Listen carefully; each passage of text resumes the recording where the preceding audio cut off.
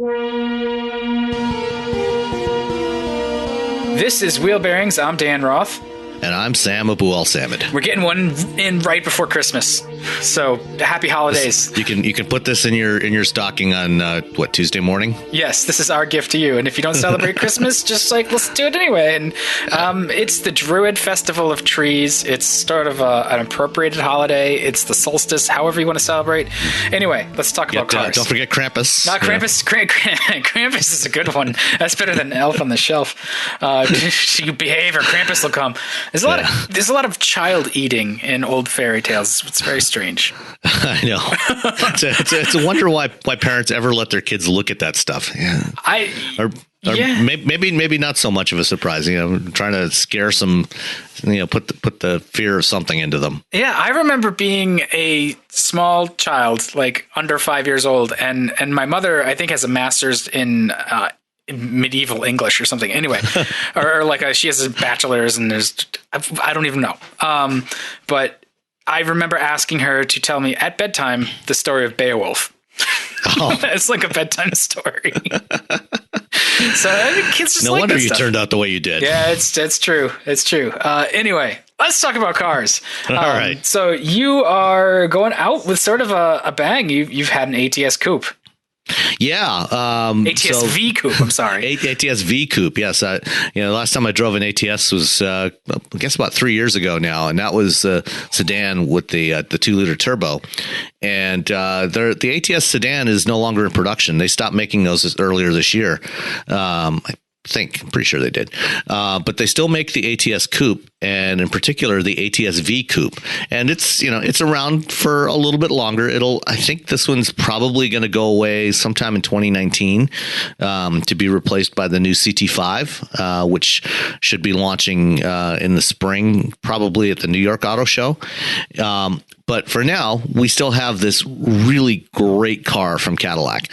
And, for the 3 or 4 of you out there that still buy cars as opposed to utility vehicles, this is a great option. I've always liked the ATS because personally, I'm a fan of somewhat smaller cars, not necessarily tiny cars, but I like tiny cars too, but small to mid-size cars. And the ATS is roughly the size of a 3 Series or an Audi A4 or BMW C-Class. Rear wheel drive, significant amount of aluminum in the structure, and the V is powered by a twin turbo 3-liter V6 with about 450 horsepower. And this is, I believe, currently the only Cadillac that you can still get with a manual transmission. One that came. Oh, I'm sorry. I was getting ahead of. You were just going to say it. So the one that came to me had a 6-speed manual gearbox in it. I went out to look at the car, and I picked it up from the airport, and I was amazed when I got in and saw, wow, there's a clutch pedal in here. Don't you when that happens, and it happens infrequently, even for journalists. When you get a car like that with a manual, you're like, oh, hallelujah. It's just oh, it's going to be a good week. Even if it's a car that you're not all that excited about, just that it has a manual, and an ATS-V is kind of hard not to be excited about from a performance driving standpoint. I don't know. My heart sings every time I get a manual transmission car. Yeah, and the ATS is still really a really good car. I've always liked it a lot. It's got really nice driving dynamics. Nice balance. It's not too heavy. I think it's about 3,700 pounds. It's in this case it's rear wheel drive, which lets you have some fun with it. You got enough power and torque at the rear axles to use that to balance things out. Since it was late November, early December when I had this thing a couple of weeks ago. The fleet company had already put winter tires on it, which gives you a little bit less grip, but it was, given the temperatures at the time, was the right solution, because I think if it still had the summer tires on it, it probably would have had even less grip, even on dry roads, just because the temperatures were below 40 degrees. So, this is a fantastic car to drive. Nice interior. It still has an older version of the Cadillac Q system on there, which is not a terrible system. It can be a little bit sluggish sometimes, but it does have support for Android Auto and CarPlay, so you can plug in your phone and use that interface as an alternative to the stock Q interface. One of the nice things it's got is in the center stack, the control panel for the volume and climate controls. It's a touch, a capacitive touch surface, but there's some ridges on there. So if you want to change the volume, you slide your finger along the volume one, or adjust the tap to adjust the temperatures. It's not bad. I prefer rotary dials, but it's not a bad solution because it does have it does give you some haptic feedback, and it's got the ridges on there, so you can do it pretty much without really looking at it. But if you tap the bottom edge of that panel, this panel is just below the touchscreen, the whole thing motors up and out of the way, and there's a hidden compartment behind it, which happens to have a wireless charging unit in there. So if you're not using the Android Auto or CarPlay, and you have a phone that supports wireless charging, you can just stick it in there, tap the panel again, it goes down, your phone's out of the way, you're not going to be tempted to grab it while you're driving, which is good. And it also gets charged just by putting it on there, so you don't have to mess around with plugging it in. So it does have that nice feature to it. Unfortunately, if you want to use CarPlay or Android Auto in there, you do have to have it plugged in, so you're not going to be able to take advantage of the wireless charging anyway. But that's just the way it goes sometimes. Yeah, there's not yet a wireless CarPlay or Android Auto, is there? There is a standard for both for wireless CarPlay and wireless Android Auto, but only a few cars have that implemented yet. So I think over the next year or so, a lot of cars will be adding that support for the wireless version of that, because what it does is the bandwidth required for the streaming is more than what Bluetooth can support, and so they actually do it over Wi-Fi. Rather than that's why in the past the original implementation had it through a plug, so you had to plug it in to use the smartphone projection. Now they're adding Wi-Fi support in there, and as most new cars now have Wi-Fi in there, manufacturers are adding that. And I don't have a comprehensive list handy of which cars have it, but there are some cars on the road that do support wireless CarPlay and Android Auto now. I think Volvo might have been one of the first to add wireless CarPlay support. I would assume that as Wi-Fi becomes much more common, and it has started to really become very common, especially since a lot of the cars now are basically becoming hotspots, that kind of thing is going to be a lot more, it's going to proliferate a lot more. Yeah, absolutely. I mean, within the next couple of years, you're going to see nearly 100% of new cars in North America that have both cellular data connections, LTE connections, and Wi-Fi built into the vehicle. And most manufacturers now are, on their new cars are offering anywhere from 3 to 5 years of free basic telematics services. So, if you buy a new GM vehicle, you get 5 years of basic OnStar services like, remote lock and unlock, remote start, find the car, 911 assist. So if you're in a crash and the airbags go off, it'll automatically call 911 and send out first responders, things like that. And then they also have premium services on top of that you can pay for. Ford does the same thing. Hyundai is offering, I think, 3 years for BlueLink. Some of the premium brands offer as much as 10 years of free basic services that's built into the price of the car. So, everybody's going to be doing this because they want to be able to have the connection to the vehicle, because for car makers, there's an advantage to them because they can collect some telemetry data that gets fed back into their product development process about the way people use the vehicles, especially with plug-in vehicles. For plug-in vehicles in particular, they've pretty much all, since they launched, in 2010, 2011, had standard telematics connections so that you can do remote management of battery charging and things like that. And as you get more and more plugins on the road, they'll use that, and manufacturers use the data about how often customers plug in the vehicles to and to figure out, to make decisions about what kind of charging do they need to put in the vehicle, what size of battery should they put in there, so there's a lot of different things that get fed back into product development. And then of course they're providing, starting to provide all kinds of other services, like being able to feed your driving behavior directly to your insurance company, in exchange for discounts. Yeah, that's not terrifying in any way. No, not at all. No. What could possibly go wrong with that? Okay.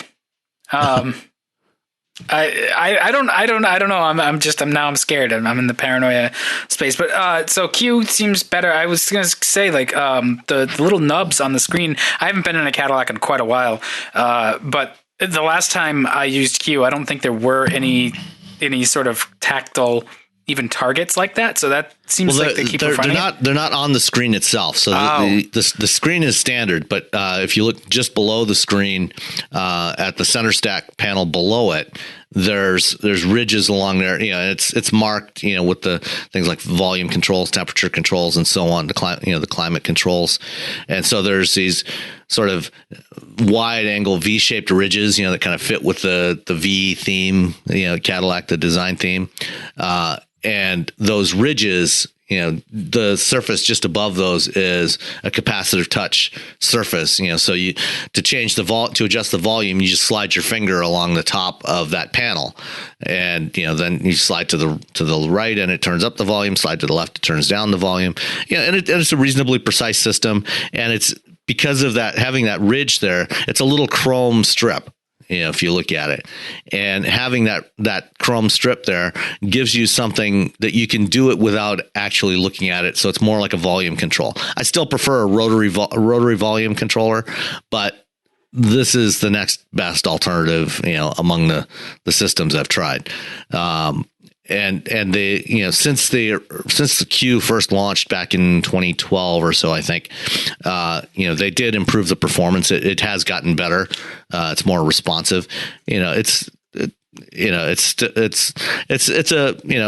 in terms of its interface, it's fairly standard, among most automotive interfaces. You've got a grid of 8 icons. You sweep through a couple of pages of that. Left to right, and to control the various elements, to go between nav and the media controls and things like that. So it's not terrible. I personally think it's more intuitive to use than Volvo Sensus. Yep. But that's me. So, and the car, especially since it's an ATS-V with the manual transmission, makes up for it. Oh yeah. You can just drive it. Yeah, you're not even really thinking about that other nonsense anyway. Yeah. All right. I mean, that's probably, let's see, ATS-V with they don't offer a Camaro outfitted like that, right? With that V6. No, you cannot get that twin turbo V6 is a Cadillac exclusive. So they've had it. It's been the top engine in the CT6. I'm not sure if it's been available in the CTS or not. It was in the XTS. That's right. The V Sport. No. Oh, that's not the V Sport engine. Oh, wait. Yes. I think it was in there. Maybe some version of some turbo V6 was in the XTS V Sport. I don't know if it's that one. Yes. Something. Yes. Yeah. They have had the 3.6 liter twin turbo in the XTS as well. And in fact, it's still available in there. Livery drivers rejoice. Yes, but I will take the ATS-V over the XTS any 8 days of the week. Yes, Absolutely. All right, so you're keeping it GM specific this week, though. You also had the Acadia Denali, and you said you really liked it, which I don't know if that's a surprise. Did I say that? Well, I think so. I don't know. Okay. Is that wrong? I mean, it was okay. It was nothing, it was nothing earth shattering. When this time around, when GM did the second generation of its Lambda big crossovers, they launched the original ones about 10 years ago, initially with the Acadia and the Buick Enclave. Then they had the Saturn Outlook, which lived for a couple of years before Saturn went away, and then also the Chevrolet Traverse. And all four of those variants, were very similar. They all had, distinct exterior styling, some distinct interior design differences, but they were all exactly the same size. They had the same wheelbase. They were the same height, same width, and, in terms of their and they all had the same 3.6 liter V6 as the only powertrain option, which, nothing wrong with that. It's a good combination, but, all four of them, were really the same vehicle. Just you take your pick of which one you think looks, better or worse or better fits your budget. They were slightly different price points. The Buick was a little more luxurious. The GMC was kind of in the middle, and the Traverse is, kind of the more mainstream model. This time around, they kind of split the three apart, the Enclave, the Traverse, and the Acadia, and they actually made the Acadia a little bit shorter. It's about a foot shorter than the other two, which means that it has less third row room than before, less cargo space behind the third row. Because what they found from their studies of people that were buying these vehicles, first of all, they wanted to make the three models a little more distinct from each other than they had in the past. And when they studied, how the customers of the three different brands were using the vehicles, they found that most often, GMC customers, they were interested in it. It was kind of a lifestyle vehicle. They were off, it was often just a couple or a small family, and they were generally only using two rows anyway. They typically weren't using the third row in most cases. And so they decided to kind of make the third row more of an option, kind of there, for emergencies, but not really as a primary seating location like it is in the two longer models. And so they made this one shorter. It's, like 700 pounds lighter than the previous Acadia. And, so in that respect, I think it's generally an improvement. I think it's a little more, it definitely feels lighter than before. It doesn't feel quite as ponderous, but I wouldn't, and this was the Denali version, which is the high end, more luxurious, more premium version. And driving it, I found that it felt kind of soft. It felt more old school American to me. It didn't, the driving dynamics didn't feel as buttoned down as what I expect of most modern vehicles. Felt a little more wallowy in its handling. Maybe a little bit underdamped. And, I just found that somewhat less pleasant to drive. Is it still as stupendously heavy as the earlier Lambdas, or has it? No, that's what I was saying. I think it's about almost 700 pounds lighter than the first generation Acadia. Okay. Because it's like I said, it's about a foot shorter, and in general, the whole Lambda architecture was made lighter for the second generation. So the Enclave and the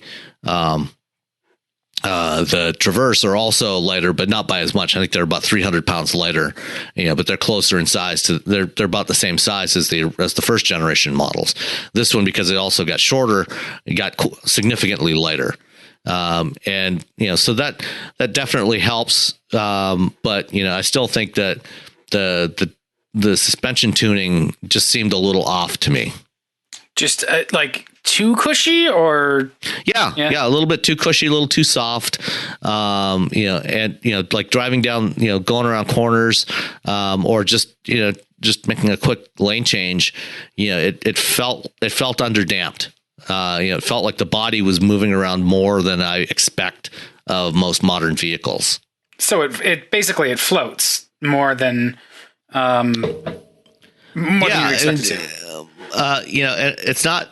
I think that I think the spring rates were generally okay. So I didn't think it generally felt too soft in terms of its spring rates. It's just, I just think it moved, it didn't settle down quite as quickly as I expected it to. And, the body kind of moved around a little more than I wanted it to. So maybe bushings are a little too soft and dampers are a little too soft. All right, so it needs some Bilstein shocks and some polyurethane bushings in certain places, and then it'll be perfect. Yeah. The other thing too is for a Denali, this thing was like $57,000. It didn't really feel as luxurious as I expect a nearly $60,000 vehicle to feel. I'm just amazed like that I know GMC gets a higher transaction price, but for essentially what's on the larger size front wheel drive or all wheel drive crossover, like that just seems like you're really, that's a lot of money for a vehicle like that, even if it's nice, like you're starting to cross into territory of like luxury brands. Yeah, I mean, unfortunately, that's not at all uncommon. When you're starting to look at these larger crossovers, more premium crossovers, nearly 60 grand is pretty much par for the course now. Ish, that's just so much money. I know. I'm sure it's you can buy $60,000 Grand Cherokees now. Yeah. So the high end Grand Cherokees, there's also the Trackhawk, which is 90, but that's a whole different ball of wax. So I guess this is really what I'm getting at. Like even the $60,000 Grand Cherokee, like there's a certain level of premiumness over, say, the $40,000 Grand Cherokee. The leather is nicer in the $60,000. That's going to be like a Summit or an Overland with all the options, which is essentially a Summit, I guess. Yeah. But it's going to have like everything on it. And did the Denali? You said it doesn't feel quite as nice as you think it should for that money. Yeah, it had everything on there, but. No, there's just something about it. There were still a bunch of plastic surfaces that, didn't feel as premium as I would expect in a $60,000 vehicle. The leather was nice. You had leather surfaces on top of the dash, but, the surrounds on the audio system and everything, the touchscreen, just didn't feel quite as good. Yeah. Didn't look as good. This, we'll come back to this because this is a problem for brands that are sort of in this near luxury, or I don't even know. GMC's not really near luxury. That's kind of a luxury brand in a lot of ways.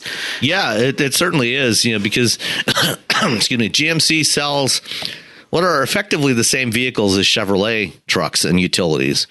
But they have distinct styling, and it is, it's the professional grade brand is their tagline, and so it the reason why GMC exists today in the post bankruptcy GM is because when they sat down to figure out what they were going to do during the bankruptcy reorganization, which brands they were going to cut and which ones they were going to preserve, the original plan was to cut everything but Chevrolet and Cadillac.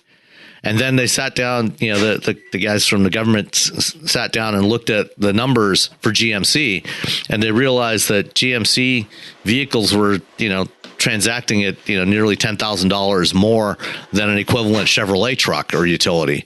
And they said, okay, well, maybe we should keep this around because it's, it's worth it. That $10,000 price premium, that you're getting for a lot less than $10,000 in additional cost, makes it worthwhile to keep this brand around. And, GMC still does well at that, and they have continued to diverge their design over the past decade from Chevrolet. So, you look at a Silverado or, Silverado versus Sierra, or Tahoe versus Yukon, or a Traverse versus an Acadia, and they all look very distinct from the Chevrolet equivalents, even though underneath the skin, they're basically the same. Much as, we've talked about with Lincoln and Ford. And that's a good thing. But I think that in a lot of ways, the GMC vehicles just don't, even though they're priced higher and they're getting those higher transaction prices from customers, something about them just doesn't feel quite as premium as, some of the other equivalent cases of, at other companies. Yeah, I mean, and that's, I guess, what I'm getting at is if you're going to spend almost $60,000 on the GMC, you're going to look at what else is around for that price level. And that's BMW territory. I certainly you're going to spend a lot more on a very well-equipped X5 or something, but it's not beyond the pale. But if you take an entry X5, right, that's going to be in that $50,000 to $60,000 price range, and you compare it to an Acadia, Denali at a similar price point, I think the BMW is going to feel more premium. Oh yeah, I was going to say it's just going to even with cloth seats, it just feel more substantial. And that's not to say that the Acadia is a bad car. It's just like that's getting rarefied air. But I mean, good for them if they can sell it that boldly and they can actually close sales. Yeah, I'm not sure that they're going to actually shift them all for that price. We're in the season of super good deals and temporary easy financing to move the iron for next year. So you get a deal now. So what have you been driving? I was going to say, I was going to pivot. So a couple of weeks ago, Ram came up and actually, I think we had like the worldwide global introduction of the 2019 Ram 1500 North Edition here in New England a few weeks ago. Yeah, I think we talked about that a couple episodes ago. So the car that was there that we all stared at, or the truck, I'm sorry, that was there while we all ate dinner and stared at it, wound up in my driveway this week. And it's a lovely Ram 1500 North Edition in a nice shaded red. And, I think we've talked about this before where when you compare the current slate of pickups from the big three, the Ram has the nicest interior. And I find that I like the Ram the best. And the North Edition adds to that, it adds a lift. So it's a 1-inch lift. It's based on the Bighorn. So it's a couple of trim levels up from the most basic model. It's got a bunch of sort of different touches added for all-weather running. So it actually has, and I was really interested, it has all-weather tires. So that we talked about that a couple of weeks ago or last week, where they're not all seasons and they're not winter tires, but they're this new category of tire that's sort of starting to emerge called all-weather tires, because there are people that live in places where you don't get a ton of snow, but when you get the snow, it causes chaos because you're on a bunch of all seasons that just don't work as well. So these all-weather tires, these are I think they're Falcon Wild Peaks, and they look cool because they have raised white letters, which always looks good on a truck. They have the little snow mountain symbol on the sidewall, which means that they offer better snow and ice traction. So that's interesting. And they have a aggressive tread pattern and they seem like they'll do well. And unfortunately right now it's about 60 degrees out. So I haven't tried it in winter weather. But I mean, the Ram it's a big, comfortable, quiet truck. This one has the Hemi, so it's powerful. It's hard not to just does yours have the e-torque? No, it doesn't. Okay. It's just I don't know if you can get the North Edition with the e-torque on the V8. You can get it with the e-torque on the V6. I know that. Pretty sure you can get it on any Hemi. That's probably true. Yeah, I think they wanted to represent sort of what the actual package would be, and you could certainly you can add to it because trucks are like that. So it has a body color sort of monochrome scheme to it, which looks it looks good. That 1-inch lift just for running through either snow or just a little bit just to look cool. Yeah, or just to look cool and be harder for short people like me to get into. My kids are like, how do I get into it? I'm like, I don't know. And it also has an electric locking rear axle. This one's 4-wheel drive. It has, winter floor mats, which are nice, so you don't get the like snow and slush in your nice carpet. The thing that it's a pretty good package overall. It's got heated front seats and a heated steering wheel. It's good for the cold weather. It's a good truck like that.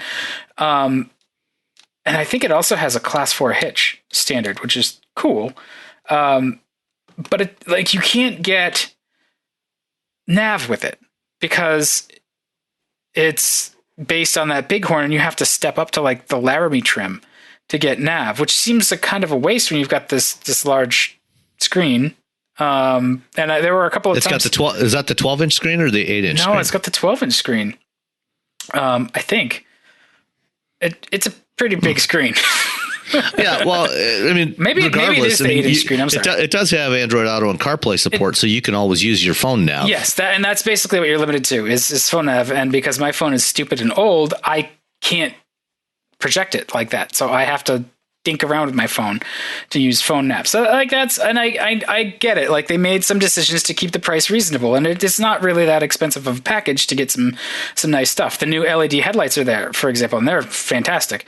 It has a big panoramic moonroof. And it's got the Hemi under the hood. So it's a nice compromise. It's a good truck. I think the North Edition is like a $6,000 package, on top of the Bighorn, but I like the Ram. It's big, comfy, quiet. Seems like a really smart package. It's funny where they trimmed the money. The monochrome exterior actually makes it cheaper because they don't have to put freight work. A chrome bumper is more expensive than a painted bumper, and it doesn't have any stickers other than 4x4, which is, I think, it's the only Ram model that says 4x4 on the side of the trunk, on the side of the bed.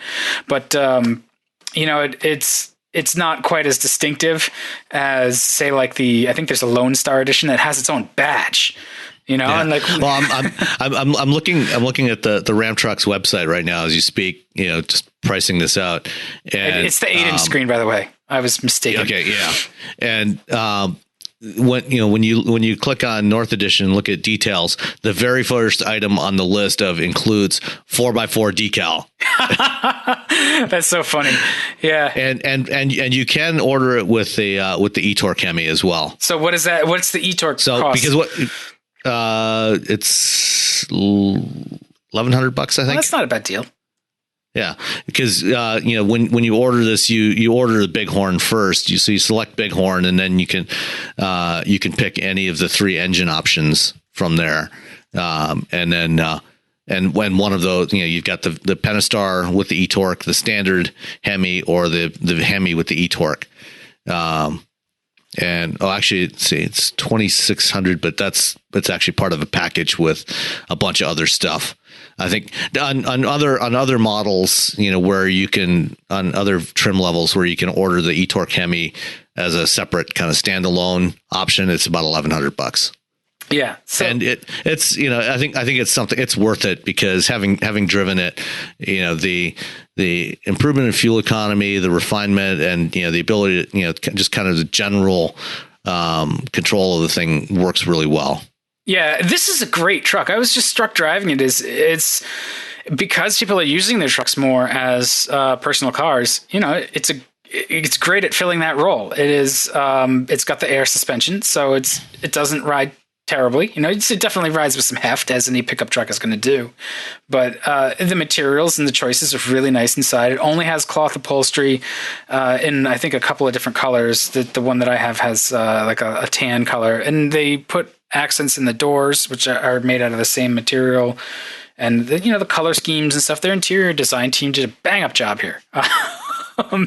It's a good, comfy truck, and it can be useful. It's a 4-door truck, so it's got that large space. I really want to try a full-size SUV made out of this truck, and I know we're probably going to get one as a Jeep, and I think that's fantastic because it's a really good platform for it. The whole time I'm driving, I'm like, I don't really care about the pickup bed in this thing, but if they made an SUV like this, I think it would be a winner.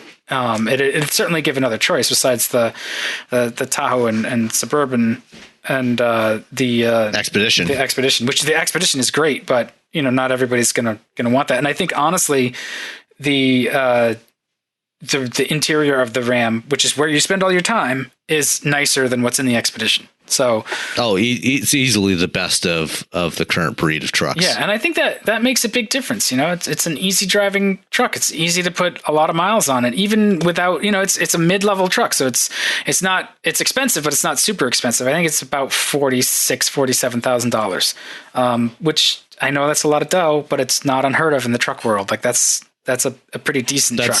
That's actually pretty reasonable. Yeah. I mean, that Trail Boss, Silverado Trail Boss I drove a few weeks back, that was like 56, I think. And that's not even remotely the most expensive. I mean, you get into something like a Raptor, or even a Ram Limited, and you're easily up into the 70s and approaching $80,000. Yeah. I think the thing that struck me the most is when they unveiled this, somebody asked like, "Hey, what kind of a plow can it do?" And they said, "Well, we don't really recommend putting plows on 1500s." And there's a variety of reasons for that. Plows are a lot of weight hanging off the front of the truck, so it beats up a lot of the components, especially the suspension. The springs, and these are air springs. So I can see their argument for it, but it blows my mind that a 1500 that's this burly is not recommended to, you really shouldn't put a plow on it. It's like, yeah, you should be able to put a plow on this thing. It's so much stronger than trucks have ever been. Yeah. I mean, they want to sell you the HD truck if you want to do work like that with it. Yeah. And the frame of the heavy duty trucks has been reinforced to support that kind of stuff, as well as, just because when you put the weight of a plow on the front of a truck, you also have to do some stuff at the back end, add some ballast at there to balance it all out. So you're carrying around, a lot of extra payload besides just that plow on the front. Yeah. I mean, you have to make compromises to make these kind of vehicles. They're the kind of vehicles that people want, but they have to meet CAFE in some way. So yeah, the frame is maybe a little lighter than the HD truck, so it doesn't have gussets where it needs to be reinforced. The handling with a plow on it is without weight. I think that's the other thing too. If you're really serious about it and you know what you're doing, you'll get the HD truck for it. If you're just sort of like an amateur, and you're going to make it handle evil. Right, and that's the other thing. The 1500, is the only full size pickup truck right now that, standard setup, is coil springs front and rear. It's the only one with coil springs on the rear. All the others have leaf springs at the back. And the HD trucks, those still have leaf springs at the back. So that's another thing that, for given the payload capabilities and towing capabilities and kind of the usage pattern of a light duty truck, that it makes sense. It gives it better driving behavior, better ride quality than any of the other trucks. But I think that may also be a limiting factor for the plow.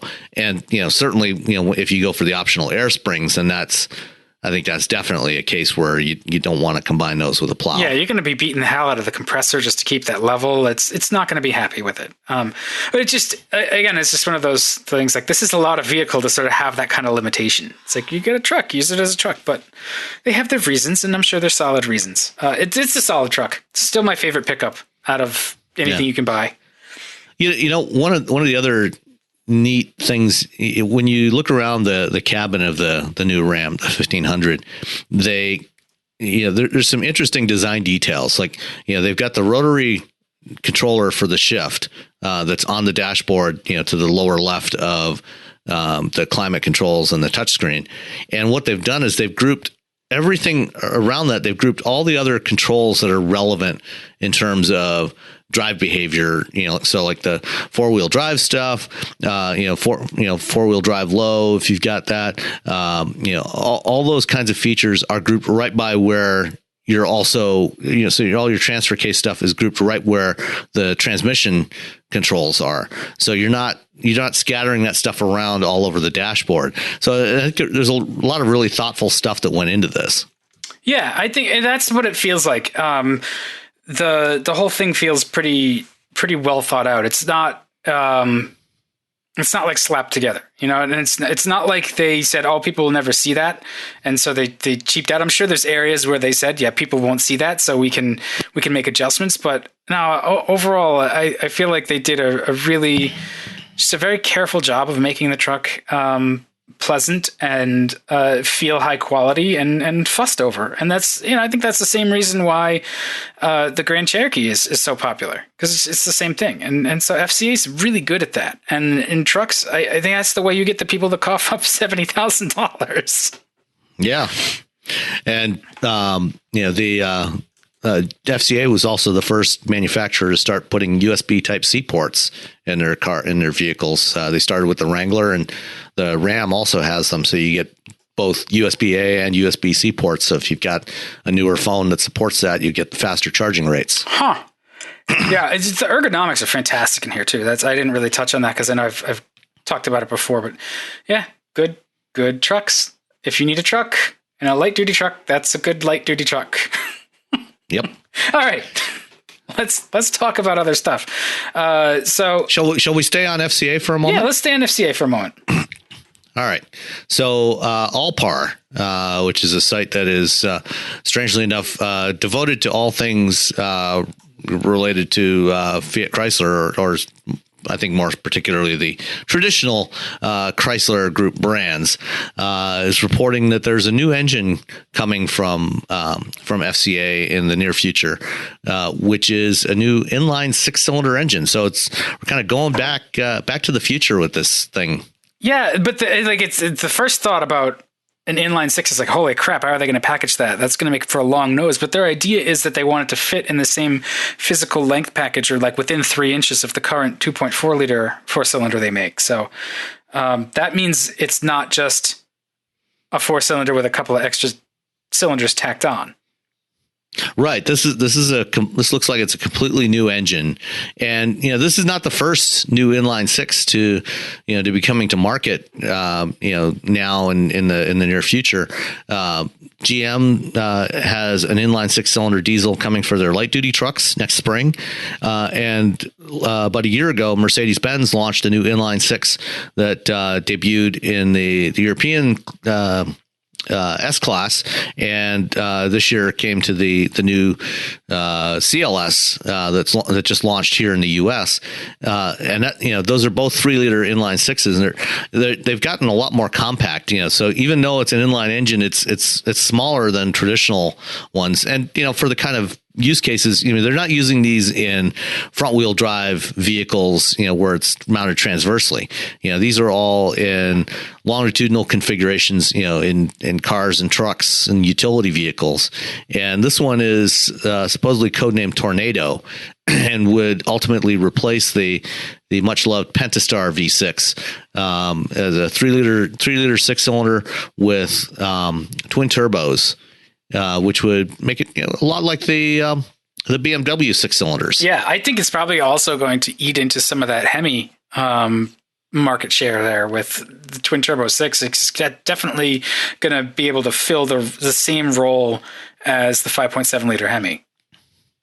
Yeah, I would guess that when they launch this, and the reports are that it'll debut either in the upcoming Jeep Wagoneer or perhaps the next generation Grand Cherokee, depending on the timing.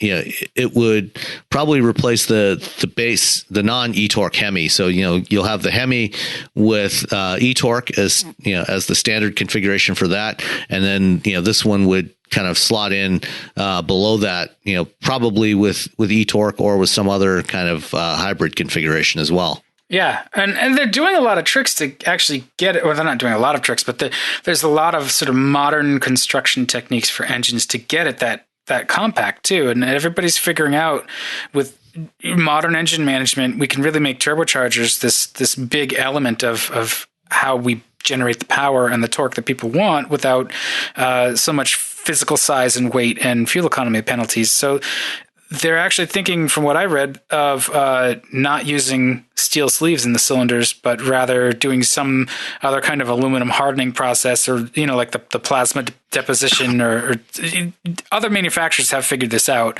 BMW has done it for a long time with their V8s, right? With the plasma deposited. That's BMW actually does something different. They're using Nicocil. And some of them they were using Nicocil. They also did engines, and as well as Porsche also did engines where the aluminum in the bores had a high silicon content, which for those that remember history will remember that that's actually a process that was created by GM. Yes. And debuted on the original Vega back in 1970. Yeah. Unfortunately, if you ever looked at one of those Vegas, you saw that it also had this tiny little radiator. It wasn't supposed to have a radiator. That was the thing. They were convinced it wasn't going to need a radiator with that new Wankel they were developing, and it was, we don't need to cool it. It'll just air cool.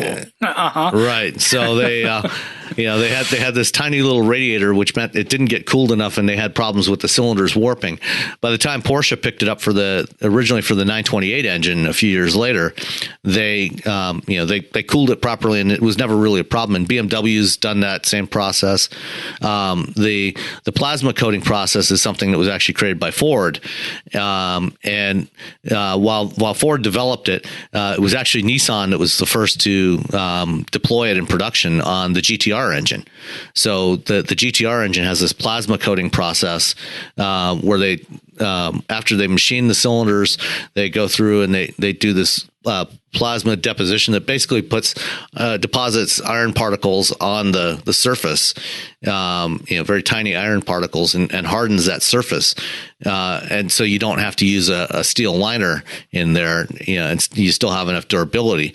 And then they launched that about a year before Ford launched it on the GT500 in 2010, I think. Yeah. So there's a lot of ways that they can get that bore spacing down, which is really, I guess, what it works out to, right? It's just packing it all in there tightly.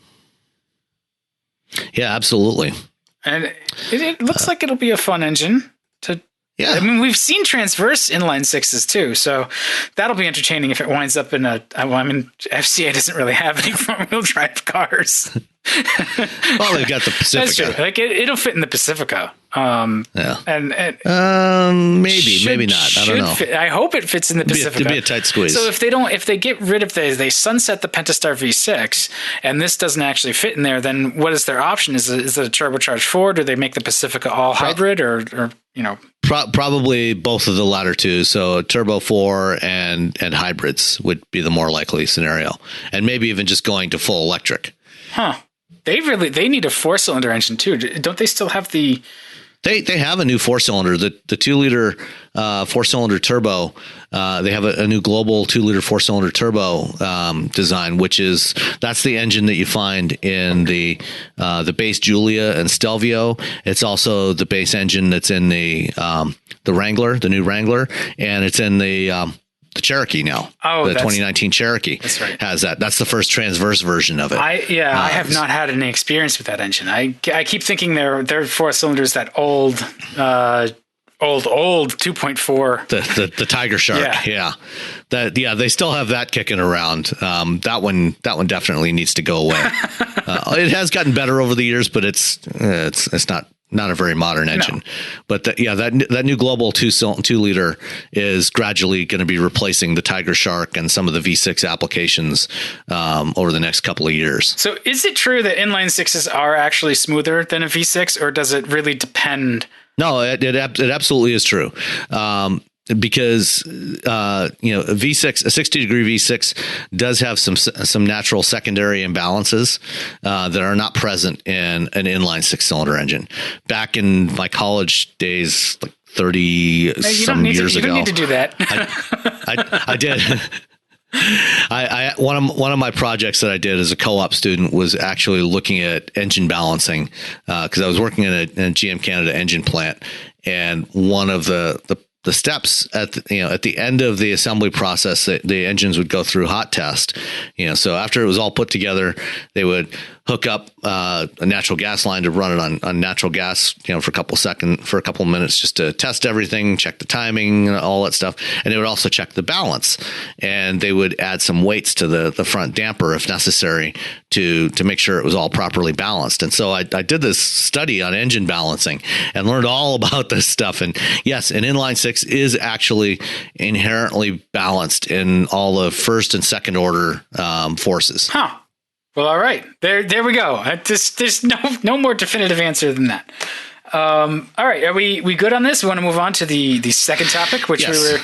we'll circle back around to that premium brand based off of non-premium stuff. The Lincoln Continental, they just released a coach door edition, which it's cool. I'm really glad that they did it, and I wish they had done it earlier. And I'm sure I'm not alone with that. But it's their coach doors. A lot of people say suicide doors. Please don't say suicide doors around any Lincoln marketing. I bet. So the other day when this hit, they will. You will, unless you really want to see them flinch. I was going to say, like Monday when this debuted, it must have just been a day of just like eyelid twitching for them, because nobody called them coach doors. Everybody, like every headline was like suicide doors on the Continental. It's like, oh man. And they're not the only ones that call them coach doors. Rolls-Royce calls them coach doors too, for the same reason. I mean, that's always been, kind of the formal name for this style of doors, rear hinged doors. They've always been called coach doors. It goes back to the days of coaches pulled by horses. That's where the name came from, because that's the way the doors typically were on those things. Right. And it is a benefit for ingress and egress. I think especially because this tends to be a car that if you're buying one, you've got some experience, shall we say. you are more likely to be driven around in this car than to be behind the steering wheel if you're inclined to have this type of thing. And especially since there's only 80 of these coming to the US, at least in the current plan. But it sounds like this is really a car for China. And they're doing it for some image burnishing here, which works no matter how many critics there are of this on the internet. I think this is a really smart move. It makes the Continental stand out further from the Fusion that it's based on. And I think it really is a payoff for their sort of return to a retro look and an evocative style. It gives it a little bit more drama when it pulls up to the curb. And they're going to be, $100,000 a piece? Well, they haven't given an official price. They said somewhere north of $100,000. So it won't be cheap. And the reason why they're doing 80 for 2019, 2019 is the 80th anniversary of the original Lincoln Continental that was built for Edsel Ford. And so they're celebrating that with 80 of these for the 2019 model year. And then there will be more for 2020. There'll be more, although they haven't said how many more. And then they're also evaluating, and for this year, for this first year, it'll only be available in the US. They haven't made a final decision yet on other markets. But my guess is we will probably see this offered in China, and possibly even as an offering on other models besides the Continental. But, in China, sedans, big sedans, especially long wheelbase sedans, are still considerably more popular, especially among affluent customers, than utility vehicles. And and part of this change to do the new doors was also stretching the Continental by 6 inches for this version. So what Lincoln's actually doing, the Continental is built in Flat Rock, Michigan, on the same assembly line with the Mustang.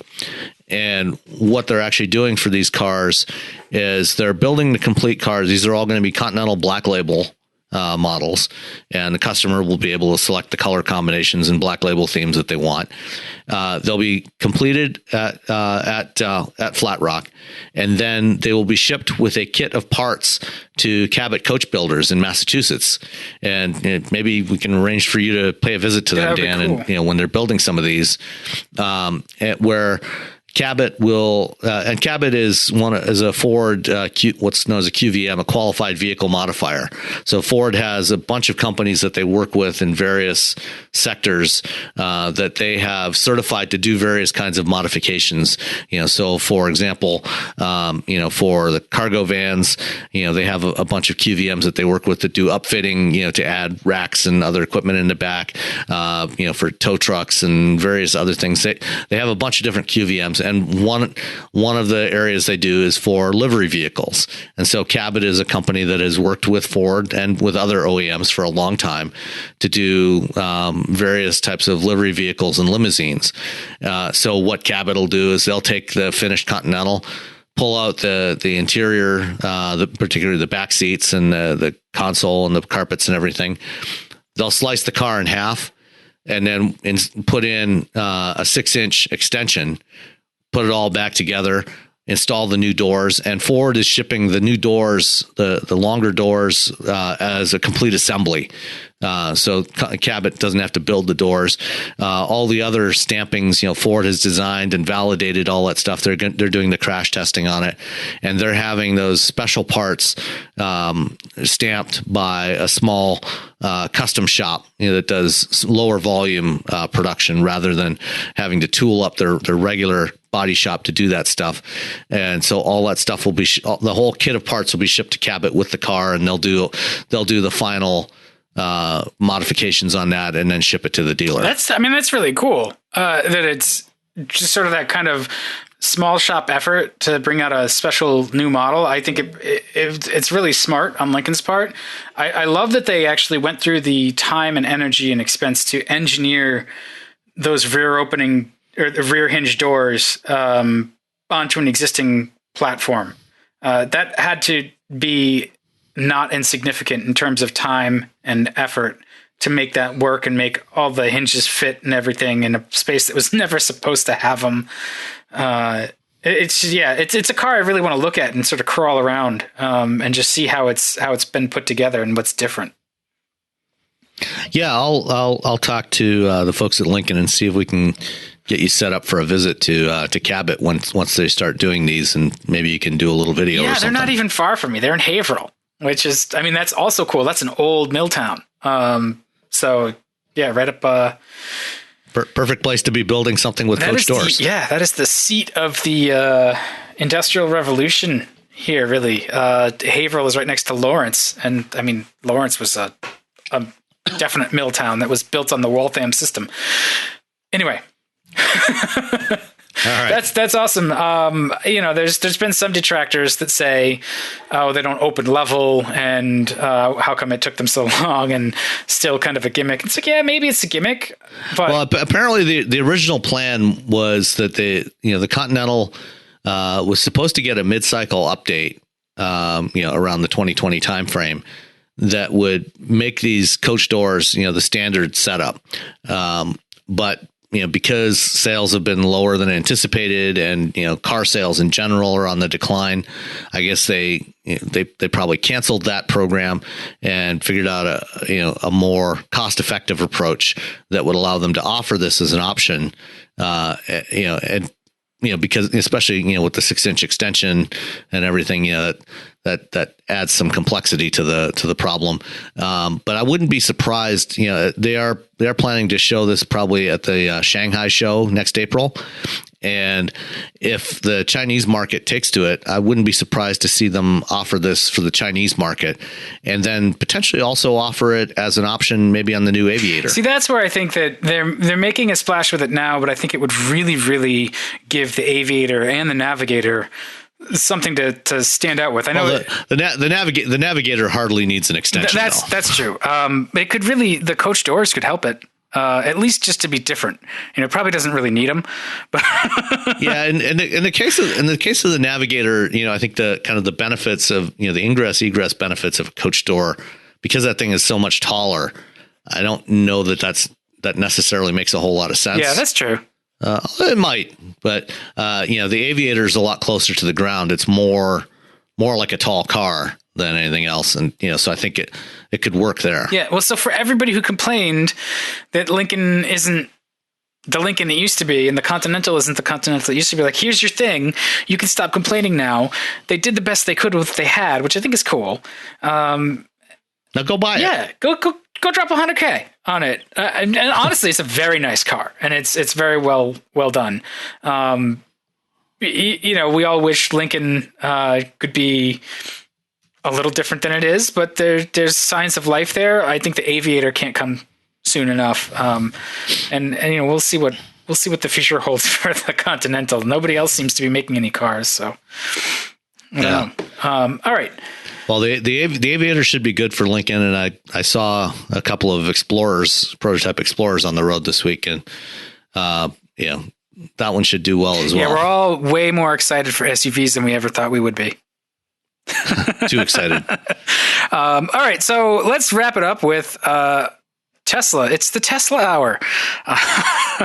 But anyway, you actually wound up on the news, not for anything you did, but Kayron out in the Bay Area called you to talk about a Tesla that caught on fire more than once, because electric cars are hard to put out.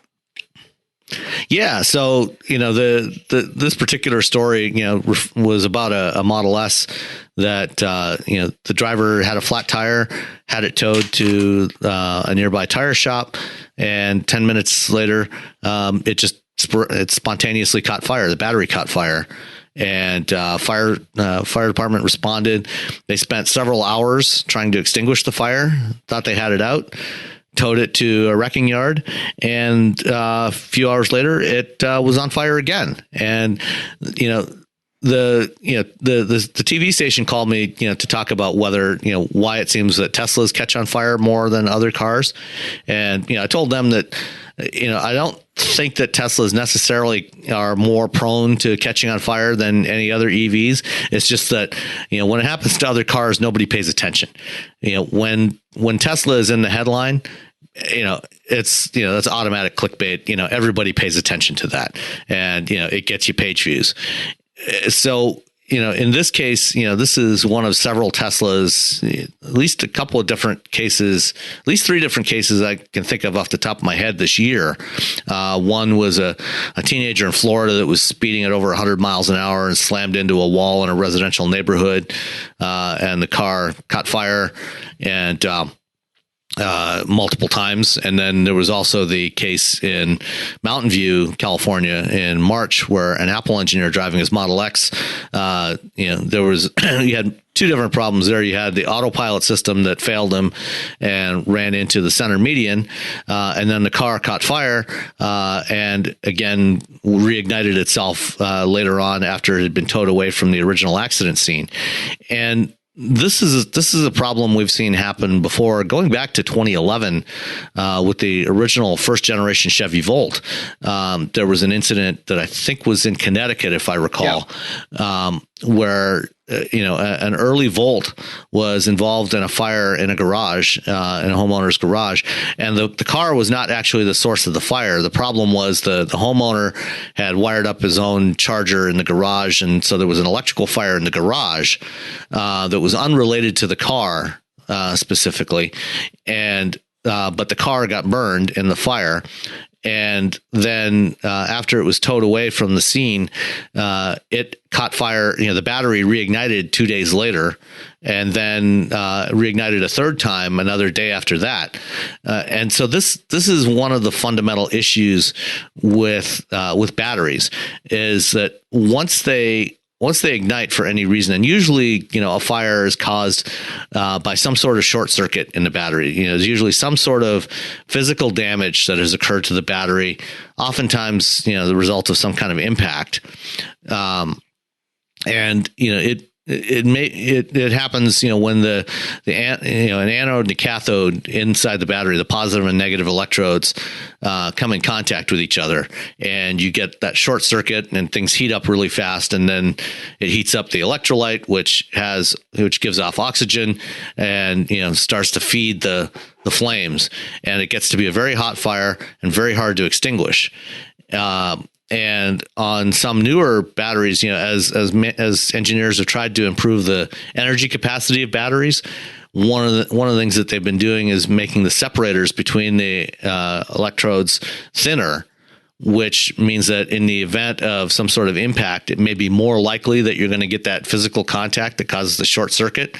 So that may or may not be contributing to some of the stuff with Tesla. But in general, once you've had damage from something like a fire or a crash, it's very possible that there may be other damage inside that battery pack that is not visible, but that may be causing excess pressure between electrodes and could trigger a short circuit that leads to reignition of the fire. And so I think the real issue here is not specifically Tesla, but with EVs in general. I think we need to look at what are the procedures that first responders are using to deal with fires and battery fires. How are they handling that? And once the vehicle has been removed from the original scene of the fire, how do we make sure that it doesn't reignite again? And so I think that's something that battery manufacturers, automakers, and also consumer electronics companies, if you've been, if you've taken a flight in recent years, during the safety instructions, one of the things that they tell you is, if your phone or your other personal electronic device slips down between the seat cushions or between the seats, don't try to retrieve it yourself. Ask a flight attendant for help. And one of the reasons they say that is, because one of the things that has happened on more than one occasion now on flights is, somebody drops their phone, slips out of their pocket or something. They've got the seat reclined and they get up, or they put the seat back up again. They move the seat somehow, and it pinches the phone, which in turn pinches the battery inside and causes that short circuit, that causes a fire. You have to be really careful with how you handle these devices, these batteries, because any kind of physical damage to it can trigger a thermal runaway, which can be really hard to extinguish. Yeah, well, I mean, and like you say, that's sort of the inherent thing with batteries. It's like you get two chemicals that you put them together. That's what's going to happen. You're going to get that runaway reaction, and it's not like gasoline fueled cars don't catch on fire either. We just they do, we know how but to do usually, it. I mean, with gasoline or diesel fuel, if you get a fuel leak and it catches fire, it burns up. Some of it's going to evaporate off, and then it's gone. There's no more source of energy in there. But in a battery, in other modules of the battery, there can still be significant amounts of energy stored in there, which means that if something happens to it, it can cause a reignition. So, the gasoline, it burns once and that's it. Then it's all gone. You drain it off and there's no more fuel there to consume in a fire. But that's not necessarily the case with batteries. Right. And I think one of the techniques is to cover it with sand. Because it smothers it. Sand and lots of water, lots of cold water to keep the temperature down. So that's going to be something to figure out. Is like, are we just bringing truckfuls of sand to electric car crashes these days, just in case? Or foam. Yeah. Dry foam is another one that they use. It'll be something to figure out. Every technology has that kind of issue, but I'm a little. But regardless of what you drive, if something happens and your car starts to burn, whether it's gasoline, diesel, or electric, get away from the vehicle. Kidding. Don't try to get back into it. Don't try to rescue anything from it, except maybe your loved ones. But get away from it and, stay clear of it, because, unless you have the proper equipment, it can be extremely dangerous. Yeah. Have you ever seen a car fire? They go up quick. So fast. Yeah. You can't even, they just step back. I saw a Vanagon burn once at Home Depot. That was sad for the guy.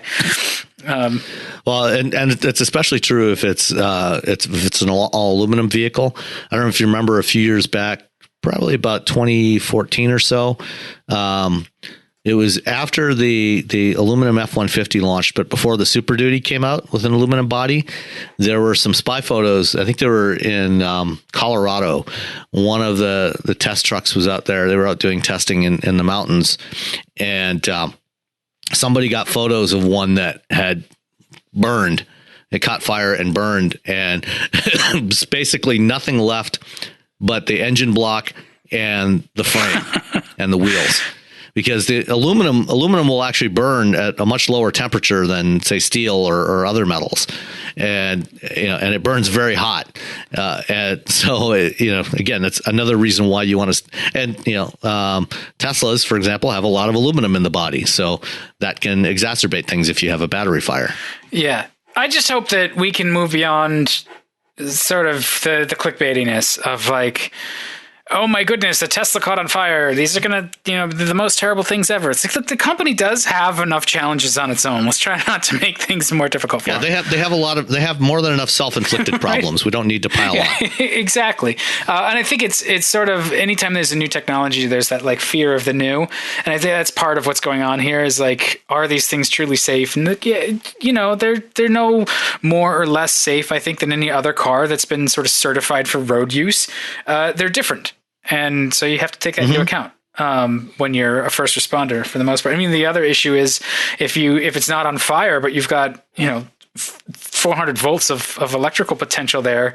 A lot of times, you need to know where to cut the pillars. If there's, cable, And this is one of the things, for example, when GM launched the Volt, and I know Nissan did the same thing when they originally launched the Leaf, is they went around doing special training for first responders. They did a tour of the country and did training sessions for fire departments, to where to make cuts, both for electrical safety, but also because in the case of the Volt, it had a lot more high strength and ultra high strength steel in the body. So they needed to show people where to make the cuts if they needed to get into the vehicle in order to do it successfully and safely. And most manufacturers, you can look online, you can find directions, or special instructions for most vehicles, for first responders, how to deal with certain types of vehicles, and every electrified vehicle, whether it's a hybrid, a plug-in hybrid, or a battery electric, also has a big fuse that you can pull out of the battery. It's usually in the trunk. There's a big orange handle that you can grab, and it basically just pulls out a fuse that disconnects the battery from the rest of the vehicle. And so that's one of the first things that they're trained to do is find that, pull that out before they do anything else in order to avoid getting electrocuted. Now, that won't do anything if the battery's on fire, but it will, even if you cut into something, there won't be any juice flowing through it. Yeah, which 400 volts of, and is it DC that comes out of that, or is it going to be AC? Yeah. Yeah, DC out of a battery. Don't want to mess with that. And then when we get the Porsche Taycan next spring, that's going to be the first one with 800 volts. Yeah, that's DC is not like getting zapped on the plug at home. Like that's nothing to mess with. Yeah. All right. Well, I've been zapped with 100,000 volts DC. It's have you really? One time I was very, very low current. I was touching the ignition coil. Yeah. Actually, that's almost exactly what it was. I was when I was in college. One of my work terms. I was working in the dyno lab at the engine plant, and one of the things that we would do, one of the tests that we would do on engines, as they were idling, is do misfire tests. So we pull the spark plug wires off one by one, to check for misfires. And you're supposed to use these insulated clamps to do it. And one time I had a brain fart and just grabbed the wire and yanked it off. And, when they went back in the old days, when I was a kid, we're learning about this stuff, the old individual coils and distributor systems, they had about 10,000 volts going to the spark plug. Yeah. When they went to the individual coil systems with no distributor, that one of the reasons they did that is because you get a much hotter spark. It gives you better combustion of the fuel. But to do that, they were running at about 100,000 volts. And if you grab one of those spark plug wires with 100,000 volts running through it, even though there's not much current, that still gives you a pretty good jolt. Yeah, I remember touching the spark plug wire on the lawnmower, and it's like, that still sucks. You still feel it. My old snowblower had one of those exposed. That's probably just coming off a Magneto too, right? But it still it stings. My old snowblower had an exposed plug end, and so I'd have to reach over to adjust the chute. And you get, it turns out when it's like snowing and raining and it's moist, and you get a little too close to that, you'll get a shock up your forearm. Yep. And it's kind of like, what is that? It's unpleasant. Yes. All right. So we had a couple of questions. So be careful out there, kids. Don't crash your electric car, and don't play with voltage. Yeah. So we had a couple of questions, comments on Twitter that came in the last couple hours. We can address those pretty quickly. First one was from Shell. Asked, has Tesla applied for the official German environmental bonus program for the Model 3? And if not, does anyone know why not? I'm not sure. I don't think they have yet, because as far as I know, the Model 3 is yet to be homologated in Europe, which means it hasn't been certified for sale yet. But they're in the process of doing that. I know there's been testing going on, and recently Tesla started going around and retrofitting all of the supercharger stations across Europe, because they have a new regulation in Europe. They're required to use standard charging connectors, and Tesla, of course, decided some time ago to go their own way with their own proprietary charging connector for all their vehicles. So they're going back and retrofitting supercharger stations with the CCS combo Type 2 connector, which everyone else uses in Europe. And I saw last week some test. Somebody took pictures of a Model 3 being tested with one of those in Europe with the new connector on there, and European spec Model 3s and also Model S's and X's starting next year will change from the traditional Tesla charging coupler to the combo connector. So I think if they haven't filed their paperwork yet, they probably will in the next few months, because I know they do want to start selling in Europe pretty soon, because demand has apparently been dwindling here in the U.S. for the Model 3. Wonder why. Yeah. And then the other one, maybe you can tackle this one from Cody, is asking, has 20 years of GM's art and science initiative at Cadillac been a failure? Yeah. What do you think?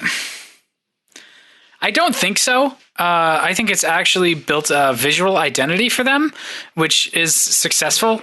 The problem is they haven't necessarily had the products to apply it to, and they're getting there. They've got the XT4 now, which I think is something that's a couple years overdue, and it definitely fits with those art and science themes. I think they do look like Cadillacs, which is tough to do, when they're sharing a lot of architecture with the rest of GM, and they're in that place where they want to evolve the look of the brand, but they still have to have some of those classical elements like the vertical tail lights and just the Cadillac-ness. But they don't have giant grills, and they're not these big sort of rectilinear stately things like they were from the 60s and 70s. So I think they've done actually quite a nice job of bringing that art and science theme along too. It hasn't stagnated. It has evolved. So I don't know that the design theme has failed. I think there's a lot of other things to point at that have been challenges for them, and some of it is just product cadence, and others are just like out and out mistakes on trying to sell the cars. Sometimes I get the impression they don't want to sell any cars. Yeah, they've certainly had some marketing issues over the years, but yeah, I agree with you on the design side. I think that the art and science theme has evolved, and I think it's evolved nicely. And it's it's still a good modern look that is distinctly Cadillac. You see a Cadillac today, and it's a Cadillac. They're not trying to copy Mercedes or BMW or Audi or Lexus. It doesn't look like any of those. It looks like what you expect a modern Cadillac to look like, and I don't think there's anything wrong with that. And as you said, there's been some issues with product cadence and just having the right products at the right time. And they're working on that. The XT4 is on sale now. The XT6 will debut in a couple of weeks at the Detroit Auto Show, and there will be more coming. They've promised a new product every 6 months for the next couple of years. It's just like it has to be the right product. Even the XT5 it's a good update from the SRX. I think they did a really nice job on that, and the XT4 and the XT6 are going to really fill their portfolio with the things that people are buying right now. So we're going to have to lament some of our favorite stuff going away. Like that ATS that you were talking about. I don't really think the CTS is long for this world, and certainly the CT6 is already gone. So. Yeah, the ATS and CTS will both be replaced by the CT5 next year, which will probably debut at the New York Auto Show. And the CT6 is still in production here in North America, here in Detroit, until June. And they will build up some stock that will probably carry them well into 2020 for availability, and it'll continue to be built and offered in China as well, because they already build it in China for the Chinese market. But I think that beyond 2020 it remains to be seen, if we'll have any kind of direct replacement for it here in North America. Yeah, they're in this tough spot too, because they really went after trying to be seen as an equal to Mercedes and BMW and Audi. And I think that the cars have successfully gotten there. I just don't know that anybody cares at this point. Nobody's really looking for rear-wheel drive sports sedans just at the time that Cadillac is making some of the best on the road, and certainly the best it's ever managed to make. So now it really is imperative that all of their crossovers and SUVs are as equally excellent. And I'm not sure that they are, but it's not design's fault. Yeah, that's absolutely true. All right. So let's wrap it up for this week, and we'll try to come back again next week with another one in between the holidays. All right. Sounds good. Well, if you're listening to us on your drive to the holiday, eat a lot, especially pie. and be safe out there on the roads, because this time of year, you get all kinds of there's lots of people on the road, and the road conditions are not always great, and sometimes the condition of the drivers is not always great. So keep your eyes open, stay alert, and be careful. All right, and we will see you guys next time. All right, bye.